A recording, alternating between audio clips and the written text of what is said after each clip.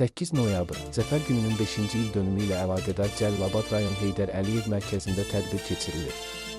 Tədbirdə Cəlilabad rayon İcra Hakimiyyətinin başçısı Rafiq Cəlilov, hüquq mühafizə orqanlarının rəhbərləri, şəhid ailələri, qazilər, müharibə iştirakçıları, idarə və təşkilatların əməkdaşları və rayon ictimaiyyətinin nümayəndələri iştirak ediblər. İlk öncə ümummilli lider Heydər Əliyevin Cəlilabad şəhərinin mərkəzində ucaldılmış abidəsi və Şəhidlər Parkı abidə kompleksi ziyarət edilir.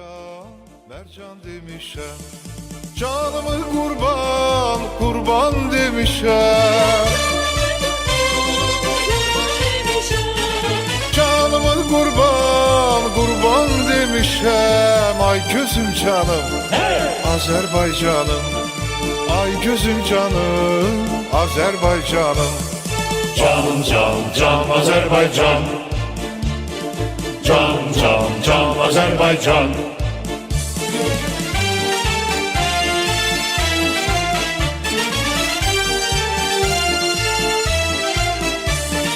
Qarabağımda şux bülbülün var, Qarabağımda şux bülbülün var.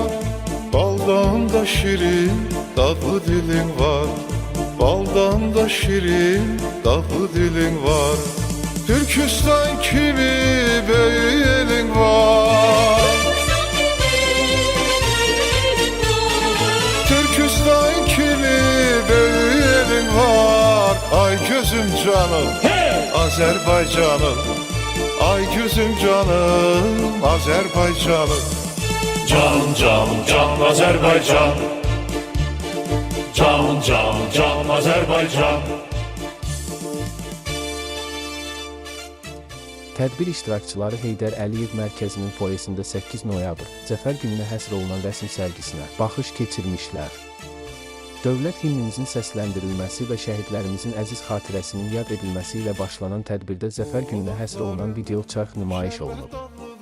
Rayon İcra Hakimiyyətinin başçısı Rafiq Cəlilov Zəfər günü münasibətilə tədbir iştirakçılarını təbrik edib. Müzəffər Ali Baş Komandan Prezident İlham Əliyevin rəhbərliyi və Azərbaycan ordusunun gücü ilə qazanılan Zəfər gününün xalqımız üçün tarixi əhəmiyyətindən bəhs edir. Rayon rəhbəri torpaqlarımızın işğaldan azad olunmasında xalqın birlik və dözüm nümayiş etdirdiyini diqqətə çatdırır. Tədbirdə digər çıxış edənlər Ali Baş Komandanın rəhbərliyi və rəşadətli Azərbaycan ordusunun 44 gün müddətinə torpaqlarımızın yağı düşməndən azad olunmasından, tarixini bu möhtəşəm qələbə ilə şərəfləndirən Azərbaycan xalqının bütün dünyaya öz gücünü mübarizə aparmaq əzmini nümayiş etdirməsindən danışıblar. Tədbirdən sonra Heydər Əliyev seyrəngahında 8 noyabr Zəfər gününün 5-ci il dönümü münasibətilə möhtəşəm konsert keçirildi. Bayramın xoş sədası, başqa yerdə yoxdur, vətənimin səfası. Nur saçır hər bir yana, bayramın xoş sədası, başqa yerdə yoxdur, vətənimin səfası.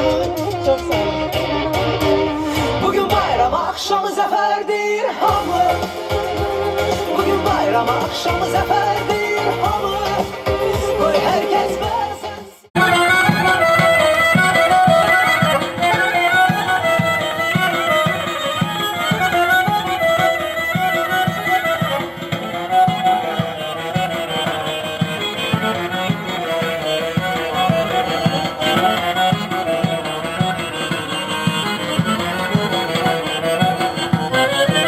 Dağın o yüzünde yerler var.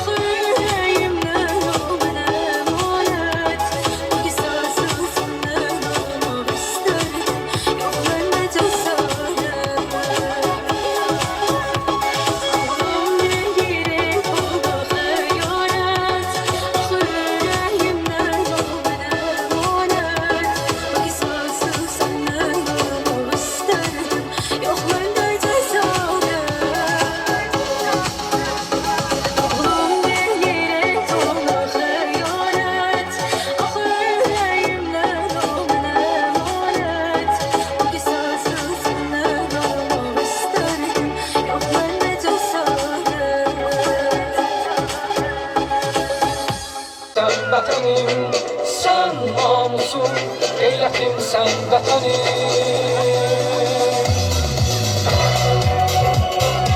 Ilə söylə vətənim var, hər bir qarış torpaq. Anadır biz övladıyıq, vətənə layiq olsaq var olar.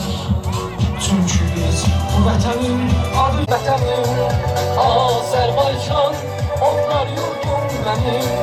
Sən namusum, qeyrətimsən vətənim, sən namusum, qeyrətimsən vətənim.